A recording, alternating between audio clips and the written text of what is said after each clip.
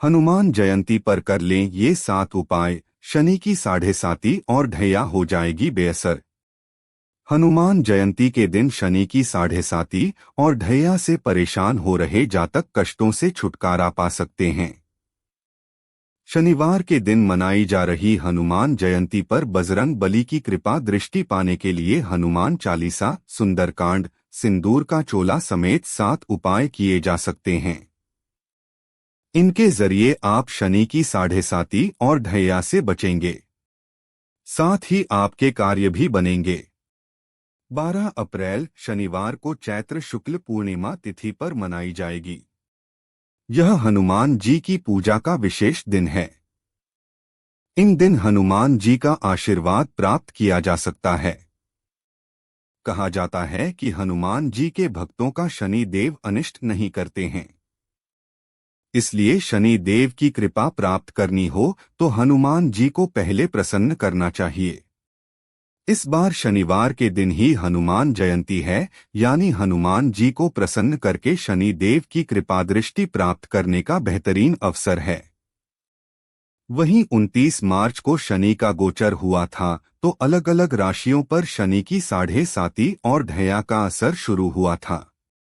माना जाता है कि शनि की 7.5 और ढैया में जातकों को उतार चढ़ाव का सामना करना पड़ता है। शनि गोचर के चलते मेष की 7.5 शुरू हुई थी, जबकि मीन का दूसरा और कुंभ का अंतिम चरण शुरू हुआ था। इसी तरह सिंह और धनु राशि की ढैया शुरू हुई थी। यानी इस समय 5 राशियों पर 7.5 और ढैया का प्रभाव है। ऐसे में इन 5 राशियों के जातक शनिवार के दिन मनाई जा रही हनुमान जयंती के दिन ये 7 उपाय करके 7.5 और ढैया के दुष्प्रभावों से बच सकते हैं।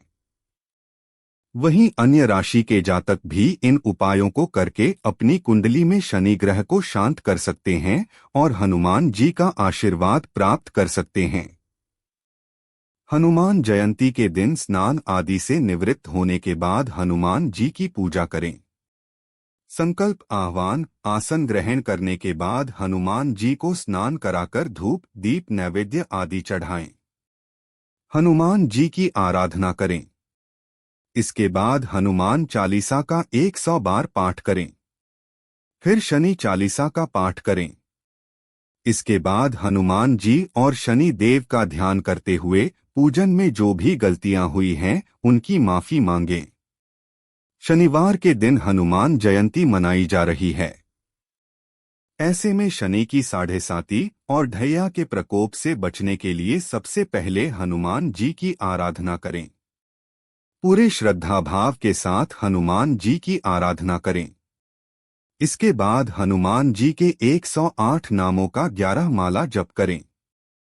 इसके बाद हनुमान चालीसा और फिर शनि चालीसा का पाठ करें। हनुमान जयंती के दिन भगवान हनुमान को सिंदूर का चोला चढ़ाएं। इसके बाद सुंदरकांड का पाठ करें। वहीं अगले 40 मंगलवार को नियमित रूप से सुंदरकांड का पाठ करें। ध्यान रहे कि सुंदरकांड का पाठ एक ही बार में पूरा करें, बीच में उठें नहीं। सुंदरकांड के पाठ के बाद हनुमान चालीसा और शनि चालीसा जरूर पढ़े। हनुमान जयंती पर हनुमान जी को लौंग वाला पान का बीड़ा अर्पित करें। इसके अलावा 108 तुलसी के पत्तों में चमेली के तेल से बने हुए सिंदूर के लेप से राम नाम लिखें। इसे लाल धागे में पिरोकर हनुमान जी को पहनाएं। इसके बाद हनुमान चालीसा, संकटमोचक हनुमानाष्टक, बजरंग बाण, शनि चालीसा का पाठ करें। हनुमान जयंती के दिन लाल बाती से घी का दिया जलाएं। इसके बाद हनुमान जी को लंगोट चढ़ाएं। सुबह और शाम के समय 8 बजे से हनुमान चालीसा का पाठ शुरू करें। इसके बाद शनि चालीसा पढ़े। इसी तरह अगले 40 दिनों तक हनुमान जी की इसी तरह पूजा करें। इससे आपको 7.5 और ढैया में राहत मिलेगी। हनुमान जयंती के दिन कागज में 108 बार राम नाम लिखें और उसके आटे में गूंथ लें। इसके बाद आटे की गोलियां बनाकर मछलियों को खिलाएं।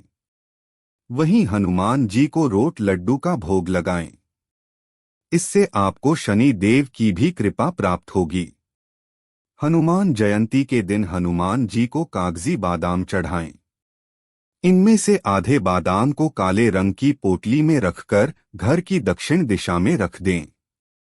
ध्यान रहें कि ये किसी को नजर न आए। अगले दिन इस पोटली को लेकर शनि मंदिर में जाएं और वहां रखाएं। इससे आपको साढ़े साती और ढैया के कष्टों से छुटकारा मिलेगा।